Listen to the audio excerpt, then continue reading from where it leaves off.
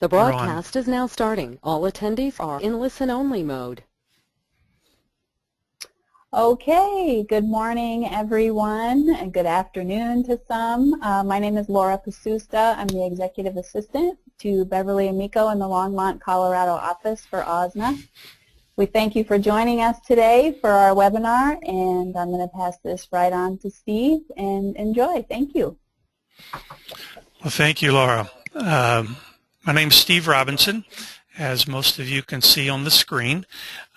Just a couple of things as far as housekeeping goes before we start our discussion today. Please keep your microphones muted on the webinar. If not, we will likely get static along the way. Also, if you have questions, feel free to write them into the chat window. Muted.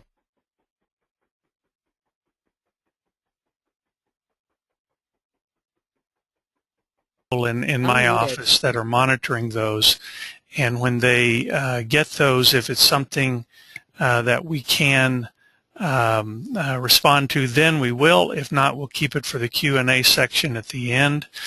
And by the way, if we for some reason run out of time to answer the questions at the end of the webinar, we'll certainly I will be available to you as you might need, and you can contact me via email or by phone, and I'd be happy to help you with that.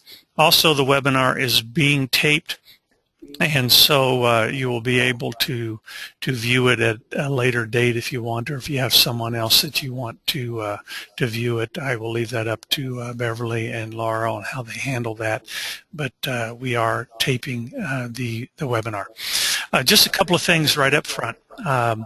My background is as a university administrator, starting out in admissions at my alma mater many years ago.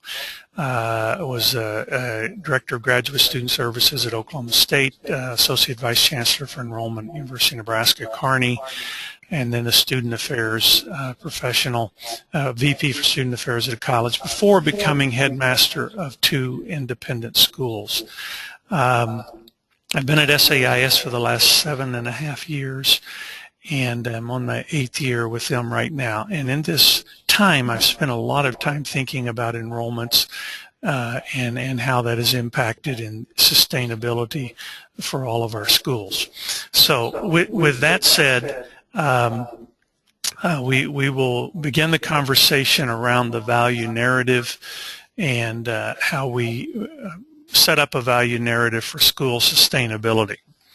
I know one thing you don't want to do in a webinar is expect to put some kind of cartoon on the screen and let people have a chance to chuckle without being there to watch their faces or hear them chuckle. But this is a cartoon that I find interesting, and a lot of our schools, when we talk about this, can relate to this because they know parents are often struggling with the affordability of many of our schools. And so I'm assuming everyone, or some of you at least, got a chuckle on this, and I will live without seeing that.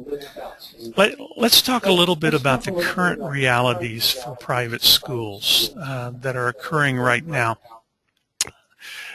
Over the past 30 years for independent schools, and that is what I spend my time with right now, are the schools that are classified as independent. We have several Waldorf schools in SAIS, but for the independent schools, there has been a drastic growth in tuition over the last 30 years that has outpaced U.S. median household incomes rather considerably. This chart may be slightly off. Some of the recent data I've looked at were probably closer to a 600% increase as opposed to the 700% you see here, but it's still very similar in the way that it looks on this. Now, another way of thinking of this, from data that I've pulled together from the Financial Needs Analysis Organization, SSS, by NAIS, looking at needs analysis for SAIS schools, and we have, by the way, we have about 370 schools in 14 states, and 4 countries. But looking at SAIS schools, what you see in front of you is pretty much the average for the range for full need to full pay. What you will see is that full need typically goes up to about $65,355.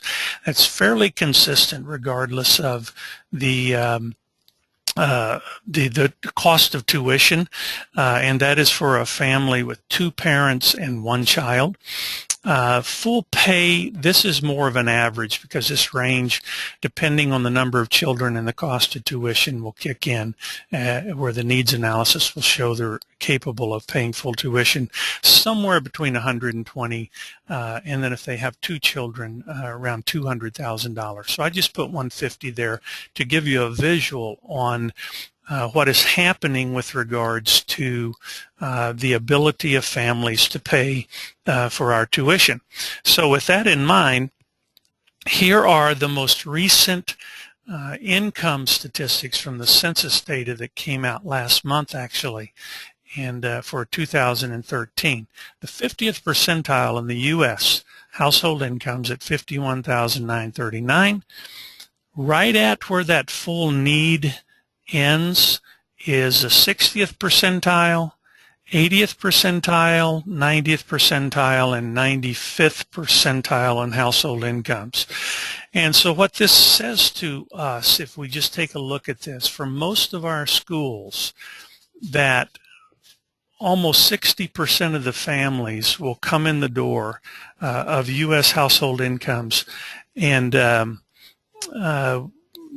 almost 60% of the families will come in the door and not be able to, or not show that they have any ability to pay the income or the tuition that you're asking them to pay. The other piece of this is that we are living on full for our full tuition families, we're living really in the top 10% of U.S. household incomes. By the way, I was just handed a note that there's a problem seeing the bottom of the screen, and I'm not sure, I don't think it will matter in a lot of slides, so please forgive me if I can't correct that immediately. So anyway, this graph is somewhat useful. Okay, let's talk about the next thing I want to set up before we get specifically into the narrative is I want to talk about how the enrollment decision happens in an independent school. The enrollment decision really is made up of 3 parts. It is made up of the ability to pay, the value differential, which I will explain, and competing values that families have. The ability to pay is the ability to write the tuition check that you ask them to write. That comes primarily from discretionary W-2 income, but it also comes from time to time with financial reserves. Some families will have educational savings accounts, and some will have, they will have educational trusts that families might have set up. Other resources such as grandparents, communities sometimes will contribute. It is estimated that approximately 30% of students attending independent schools have some or all of their tuition paid by grandparents, and so that is always something that we can consider. And also financial aid. Whatever it is you ask them, the check you ask them to write is what we're referring to on the ability to pay. And just side note here, I'm hearing some background noise from someone who has their microphone open, so if you can all remember to mute your microphones, that would be very useful so we don't get a lot of static coming in. So. The second variable here is the difference is the value differential, the difference between the perceived value of your school and the perceived value of the alternative school. For our families, they're making a choice between your school and other schools. And for this argument, I'd like to think in terms of the public, no-cost school, the public or charter school. This obviously is an equation that comes into play when families are considering multiple private schools as well. But for this discussion, let's think of it as the no-cost option, and it helps it be a little clearer for that. And the third variable, the competing value, are the values that are in competition for the family's discretionary income. Many of them are very good values, such as a vacation home, a larger home, RVs, cars, vacations. Most of us would argue that family vacations are probably a valuable thing for families to take part in. But for the family's discretionary income, there is competition for that, and that would be the competing values. So with that said, the enrollment decision happens with an equation that looks somewhat like this. The ability to pay times the perceived value of your school minus the combined values of the alternative school and the competing values equals their likelihood to enroll. Now, I know that everyone out there is not into mathematical equations. For those of you that are, this is a nice graph for you. For those of you that are not, let's look at it more in a picture form. With the four variables you're dealing with here, the four variables you're dealing with here, the ability to pay is somewhere on this continuum. For the family that cannot pay anything to you, regardless of how little you ask them to pay, it really doesn't matter how valuable they see your school. If they cannot write the check you ask them to write, they cannot enroll. And I know that breaks our heart in the private school world because we want everyone to be able to come, but we fund ourselves through tuition, so we have to set that amount. But and along this continuum, everyone has the ability at some level to write the check from 0 to 10. If you have Bill Gates in your school, speaking of Bill as kind of the ultimate 10 on the ability to pay, that value differential only needs to be slightly greater, and you will get an enrollment from that family. However, on the other end of the equation, if you have a family that is really sacrificing to come to your school, and they're at a 1 on the ability to pay continuum, then the value differential is going to be necessarily much greater if they're going to make that sacrifice for sending their children to your school. So I know for some of you, you're looking at this and go, well, obvious, that is the way we make all of our buying decisions. But I find it useful sometimes to talk about this in a way that people in our schools can understand that families that walk in the door are making a decision relative to the value of your school, and that decision on or their perceived value of your school is impacting the enrollments in your school. Again, a couple of things to point out here. It's always a perceived value, even for families who have been in your school for a number of years and have had multiple children in your school. There's still a perception of your value. Now, it is an informed perception at some point after they've been there a while, but still, it is still a perception of the value that they have of your school. The other thing to keep in mind is when you look at these four variables that we're dealing with that really go into the enrollment decision, of those four variables, the only one that we really have an ability to impact in any kind of significant way is the perception of value of your school. We are limited, and most of our schools are tapped out on their ability to give more financial aid. And so we certainly have limits there. We're not likely going to be able to influence families' competing values drastically, because those are kind of lifestyle things that they had in place before they came to us, and maybe a little education will help that, but not so much. The alternative school, when we're talking about the no-cost public school or charter schools, we're obviously going to compare and contrast the programs that we have in our schools with those programs, but at the same time, we're not going to trash them publicly. We're not going to run a smear campaign of any kind to tear down the perception of value for those schools. So what we really have the ability to influence is the perception of the value that families have in our schools. And it is this perception that drives enrollment. The other piece of this is that I know all of you are familiar with and are very aware of all the time, is enrollments are how independent schools are funded. Nationally, for independent schools, about 90% of their operating revenue comes in through tuition, and tuition happens through enrollments. So that's why enrollments and trying to influence enrollments with the value narrative discussion is so crucial to schools and their sustainability. Okay, with that in mind, the one area that we have to influence is the perception of the value of our school.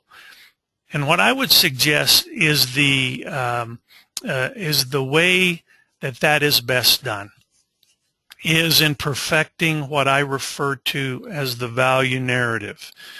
The value narrative is the overarching story of the value that your school brings to families. It will be all, as far as the narrative goes, it's an all-encompassing understanding of the value you bring to families. Now, within that value narrative, you're going to have different voices. So you're going to have a parent voice, for example, that will address parents on the value that you bring that meets them on their levels of interest. You're going to have a student voice. And although the narrative is still the same, the values are still the same, the voice in a student, for a student, will likely take a different shape or a different tone than that for the parents. And by the way, something to keep in mind is that for the student-parent interaction around the decision of choosing an independent school, when a child is very small in kindergarten or preschool, the decision is virtually 100% the parent. Now, I know that there are some parents that let their children go visit a couple of different places, and the child will have some input in that, but it's virtually 100% the parent. For a junior in high school, the decision of the school, once a parent has decided to choose a private school or consider a private school, junior in high school, it will be virtually all the student. And there's some research that's been done and a line graph that represents this decision curve. And somewhere around 8th grade, the parent-student's choice is about 50-50. As a rule. So when you're thinking of your narrative, you have the overall narrative that identifies the quality of your school and the values that you add to families. However, from that narrative, you will have different voices to address the different audiences. You will have a donor voice for those individuals that you're representing the school and the value of the school to, in hopes of getting some contributions, and there will be a public voice, because the public perception of your school is also very important. So perfecting the value narrative is my suggestion as to what can be done that most directly ensures the sustainability of your schools. And the other piece of this is, I would suggest that most of our schools, even our really outstanding great schools, have not put enough energy and time into really understanding what it is that families value. We have a tendency, when we've been around for a long time and people have been coming through the door and writing big tuition checks to us, to think we're good, to actually know we're good, and to listen to the anecdotes of those who are telling us how great we are. And we base the quality that we bring and the values that we're bringing to the families based largely on anecdotes or just the notion that people just keep coming, so we're good. And I would suggest that there really needs to be an effort undertaken where that you intentionally and using good data identify the value narrative for your school. One of the things that I use a lot with administrative teams and boards when I do work with school boards and administrators is suggest something like what you see in front of you, this 4-box matrix where the horizontal axis is a school's performance, how well the school is performing, and the vertical axis is the family's value, what it is that families value about school, and what it is that's causing them to come consider your school or to enroll their children in your school. If you've done a careful analysis of this, and we're going to talk about some ways to do it in a minute, but when you do a careful analysis of this, the things that end up in the box that are valued very highly by families and at the same time you're really good at, that is your value narrative. That is what you're putting in your view books. That is what you're framing conversations around for your boards and your families. That is what your admissions office is using to discuss with families, because that is what causes families to want to be a part of the school. Now, also, when you do this analysis, you will find that there are things that families really care about, and maybe the school isn't performing as well as it could in these areas. Again, we're assessing both the family's value and your performance. When you find programs or items that fall into this quadrant, those are your strategic initiatives, because the goal is to move your strategic initiatives into the value narrative box, or to move the items from this area into the value narrative box. And so when a school is undertaking a strategic plan or thinking in ways of increasing quality so that they can address families' values and needs, this is where you're going to find your action items that you can really do a lot with to enhance your value narrative. Now, this quadrant here on the lower right, where you are distracted by things that you are really good at as a school, but no one cares about.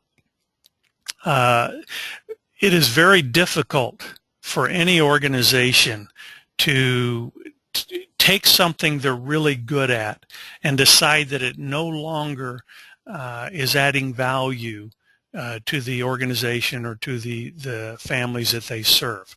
Now, I'm not talking here about things that are mission central to you. The Waldorf schools have some things that are very specifically mission central to your curriculum and to the way that you believe child development should happen. So I'm not saying scratch any of the things that are mission central or that are a part of your of the way you do school very specifically. I'm talking about here things that schools are doing to add value to families, and that is the reason that they're doing them, is to add value to families or to attract families. And even though you're quite good at it, when you find no one really cares, if you can't move that up to the value narrative box, and it should be considered for doing away with. And this last one here is the place that hindrances occur. These are things that no one cares, and you're no good at those either. So these are the ones that, of course, the CFOs and business officers are licking their chops at, because they're always looking for places to save money. And the likelihood of moving something from this box here to the value narrative box is relatively slim. So what we're really looking at when you do an honest, thorough, intentional assessment of your school's programs, as well as that which is valued by your families, and I would suggest the families that considered your school and did not come, or the families that should be in your school that have not yet considered it. When you do an assessment of what is being valued with those families and the assessment of how well your school performs, it's going to give you a pretty good idea of the things that you already know make up your value narrative. And then it will also give you an idea of the things that quite quickly could possibly add to that value narrative, because again, the value narrative, this perception of value for your school, is the one area that you have the most control over, and I would argue virtually the only area you have control over to influence the enrollment decision and therefore the sustainability of your school. Now, what is it that is valued by families that we know from the research? I want to cover a few things here that continually surface from research around what it is that families care about, what they're thinking about when they enroll their children in school. For campuses, obviously a safe campus, pleasant, attractive, accessible, come up often. Academic rigor, curriculum, special focus, small classes often come up. Faculty are always some of the most important characteristics. The quality of faculty are some of the most important issues for families. They tend to say that they want faculty who are caring, who are experts in their field, who are helpful and inspiring and motivating to their children. So faculty continually rise to the top of the list. Some families say, or parents say, that they're interested in their students being good citizens and therefore want them to be around other students that are good citizens. Positive peer pressure. In fact, a statement I used to use quite effectively in heading boarding school was when families would talk to me about their child possibly getting in trouble. You know, certainly they can get in trouble anywhere, but here at our school, the majority peer pressure is positive. Parents understand that, and that is something they're looking for, is a positive peer pressure. They want students that are kind and helpful, and obviously the emotional safety piece falls in here as well. Schools with college preparatory schools are often valued. Character development, the whole child development, and for many schools, faith formation is an important part of the value narrative for those schools. So this is a list that I pulled together. It's not intended to be exhaustive, but I've looked at a number of studies through the years and thought I would put some common themes that often show up on this list as an idea of the kinds of things that families are saying. Also, there was a recent Pew Research Center study that was done, and this study was looking at adults, what adults thought was important for their children to get from school, to be taught at school. The highest percentage in this study is parents expected their children to be taught responsibility. They think it's important their child is taught hard work, being well-mannered, helping others, independence, creativity, empathy for others, tolerance, persistence. You can see the list in front of you. Obedience, curiosity, and then a religious faith. Again, for many schools, that faith component is important to their decision. Now, one other way to think about this comes from this study that was done in a 2006 public opinion poll and awareness of perceptions of independent schools. This was conducted by the National Association of Independent Schools. And although it was done in 2006 and there are some possibilities that some attitudes have changed over the last 8 years, it still gives us something that's worth talking about and thinking about. They listed the top 10 characteristics of a quality education. Now, this study had two groups that they focused on. First off, a random group of all households that they surveyed. The second group was a group of high-income families. For this study, it was operationally defined, I believe, at $125,000 household income back in 2006. Be similar to $150,000 now.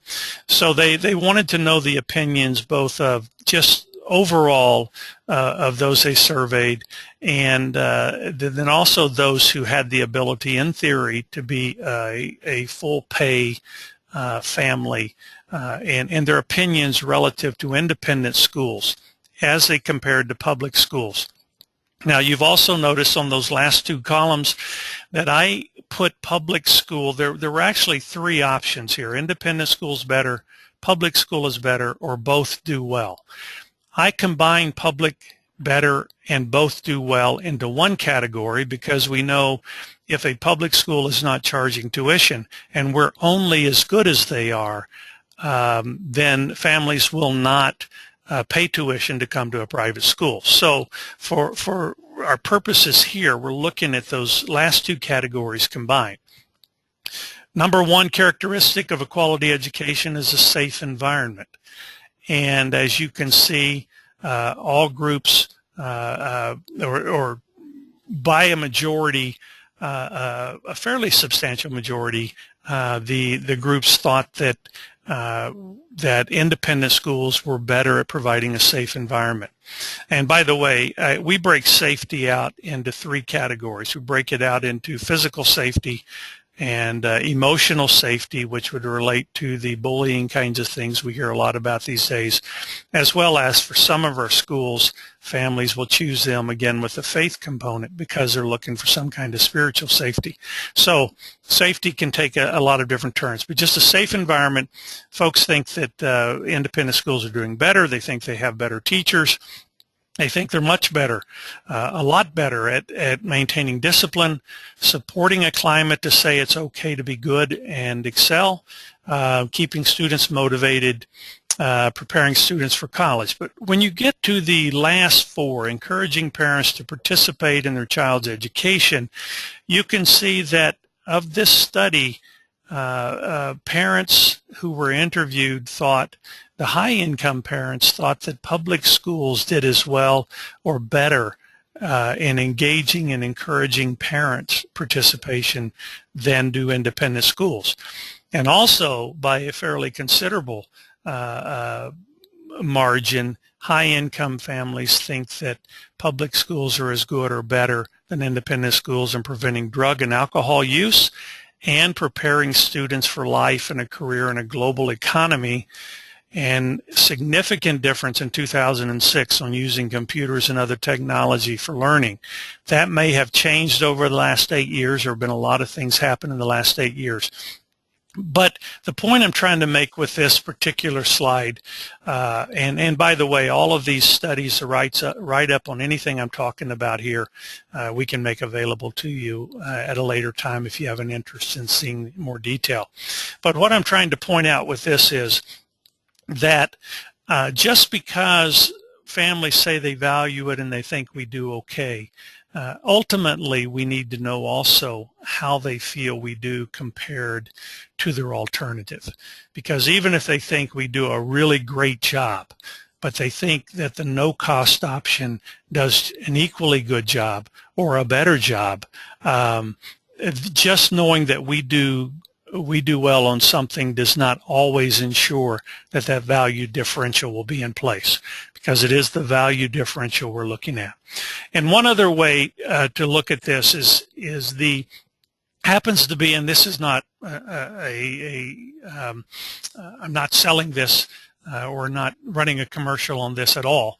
But we developed a survey a couple of years ago to deal with this whole discussion around value narrative, and we administer this to thousands of families every year. This fall, I just got the 2014 fall responses, the parent responses coming back from our schools, families, and SAIS schools. Again, importance, physical safety is at the top, emotional safety is second, faculty care and concern, faculty expertise, faculty inspiration and motivation are all right at the top. College prepared, these are all very similar that we'd see in other places. What you see here also, though, is you see a skill set of ethics and a curriculum of character education also tends to be pretty high on the list of our families. So this is another way of looking at it, and some ideas that that families are suggesting to us. And this chart, what we want to know is not only, as we just said, how important this is to families, but also how well they think we're performing. And on our survey, what we do with our schools is we go through a list, and families tell us how important certain values are, and then they come back through that same list and tell us how well the school's performing. And we're really looking at congruence between the importance and the performance. And so we have this is that same group of fall parents that have taken it, looking at the areas where we're most congruent as schools, and you can see some of the things that are pretty important show up on the lower end of the congruence level. And then if we look at them by categories, the congruence here, the diversity is where we're most congruent, but you can see that the importance is not necessarily as important for some of the families as some of the other things. Athletics, congruent. What we're really, families really value the most, and the things that they put at the highest level, is areas that for our schools right now, the congruence is on the lower end as a category. Now, this survey for schools that use it is just to help the conversation. It is not to make drastic decisions around the school, but this would be a good conversation point.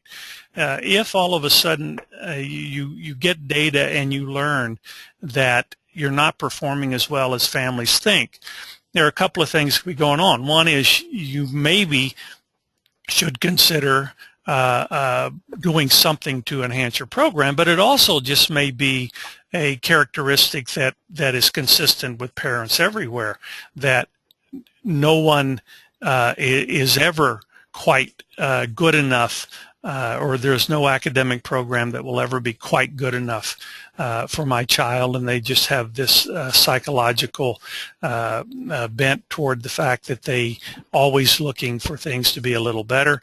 And that may be consistent across all families, and maybe there's nothing that can be done about that, because schools would never be seen as completely meeting needs. But whatever the case, it would certainly give you opportunity for discussion.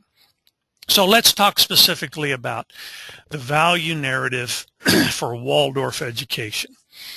Here are some points that I put up here that come from some discussions that you all have around Waldorf schools.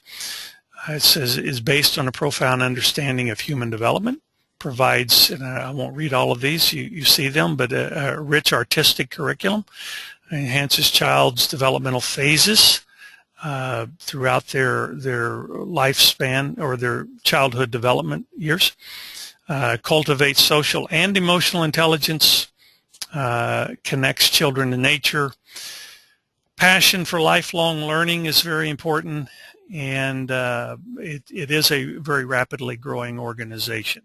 And I know that all of you look at that and say, yes, that's exactly who we are. Within that, you can certainly find some value points. So the outcomes, what you say happens with a Waldorf education experience is multiple intelligences.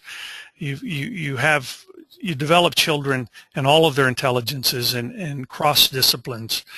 They become learners. They are globally conscious. They are morally focused. They are problem solvers. Social intelligence is high. Stewardship for the environment. Emotional intelligence is high.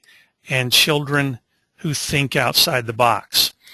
So what I would suggest to you relative to the focus on the value narrative for your Waldorf schools is that you have right here, along with those other things that we've pointed out, a number of things to start exploring. What is it that really makes a difference? And what is it that we're communicating effectively through our narrative that is making a difference? And what is it that in our narrative that is not being effectively communicated?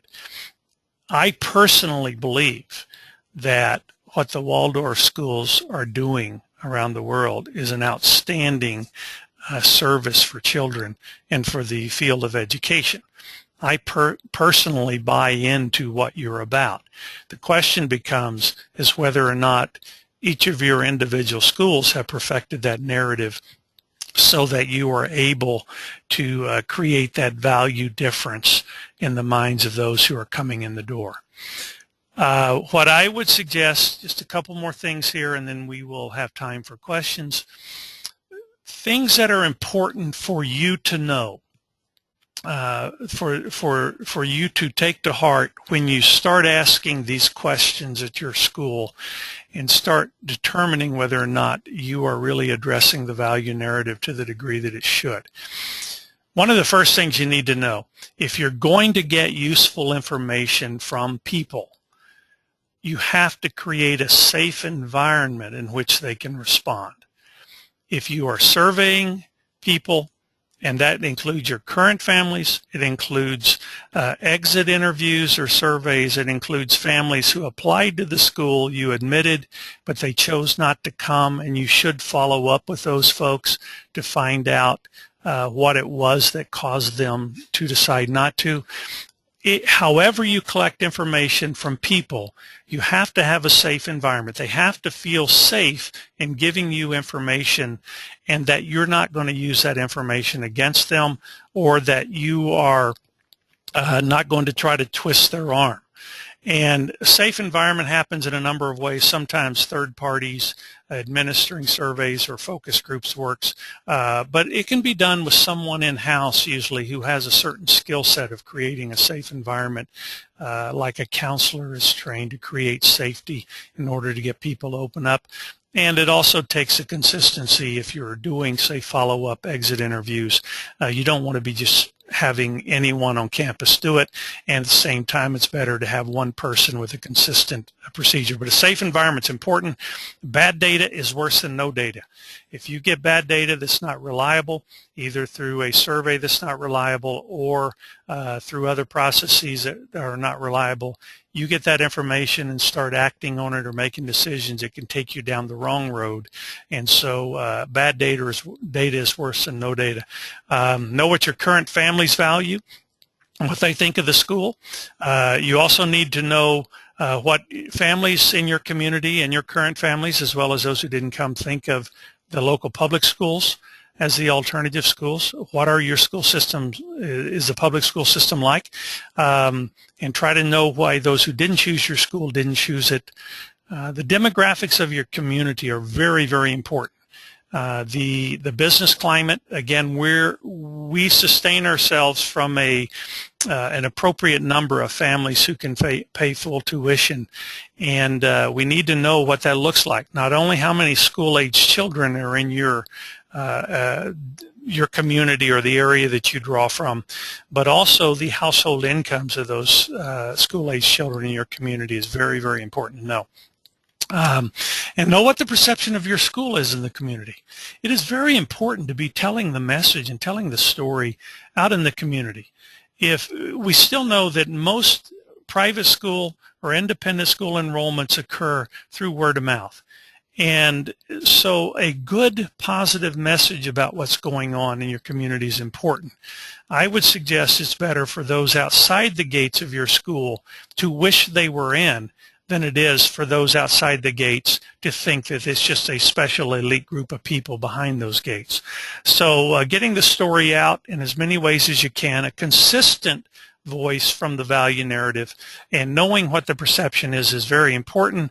And then also knowing the competition, not only your public and charter school options, but also the private school options.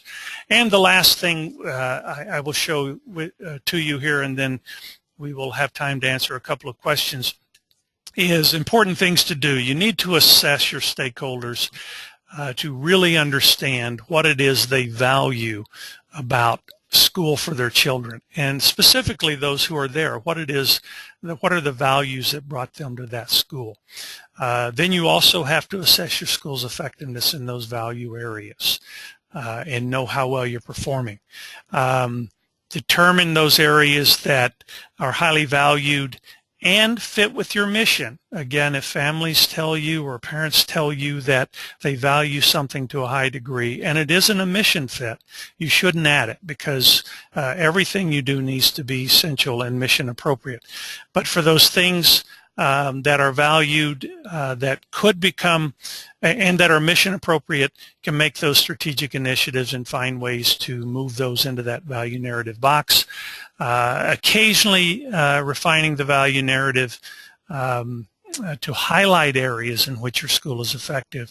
We often think, just as an example, we often talk in terms of small classes as being what sets us apart. Well, I would suggest small classes correlate with that which sets us apart. But what really sets us apart is that we are small communities, so every child is known and every child is loved in our communities. And small classes can help that, but I don't know of anyone who would rather have a class of 15 with a very mediocre teacher and than a class of 25 with a great teacher. So great faculty and also being known, every child being known, is important. And so small community. So refining the narrative to be really precise on what it is. And there are times that it will be mission appropriate to add to the value narrative by adding things maybe you hadn't thought of, and then avoid and eliminate distractions and hindrances to your value narrative. Okay, with that said, let me wrap it up just simply by saying that we talked about the importance of enrollment. We talked about the challenges we have relative to families and ability to pay for our schools. And it really is important to understand that that which we can impact the most is the value narrative of our schools and the perceived value that we bring to families, because it is that area of the value differential that is going to make us most sustainable, driving enrollments, which in turn drive revenue, which in turn provide our operating budgets. So if there's anything else that you need after the webinar, we're going to take, we have about, I think, 11 or 12 more minutes, and I'm going to answer some questions. But if there are other things that you would like to know that I haven't covered, feel free to email me at just Steve, S-T-E-V-E, at SAIS.org. Steve at SAIS.org. I'd be happy to answer them, to send you any information you need. And again, this webinar is recorded, and it also will be available, the PowerPoint presentations for you. If you would like to use them, use them. However, I would just say that if you use any of the data, like from SSS by NAIS or some of those studies, just reference them appropriately. So yes, PowerPoint will be available. That was a question, an area that's Well, there's a question from Deb in work with Waldorf schools. Is there an area that schools fall short in developing the value narrative? Just from my perception, and all I can, I'm giving you a perception of of someone who's been around Waldorf schools a bit and has gained a tremendous value for them. At the same time, I have not been a parent taking advantage of a Waldorf school, so I haven't really been on the inside in that way. I would suggest that probably there isn't as much of the value narrative being shared with the community at large as would be useful. At least from my perceptions, and again, in your communities, it may be completely different. But I would think that the programs that you have and articulating the way you do school would really appeal to a lot of people. And I know many of you are full now, and you feel content that you've appealed to as many people as you can, but I think that would be very important. The other thing is just making sure your narrative around and your voice around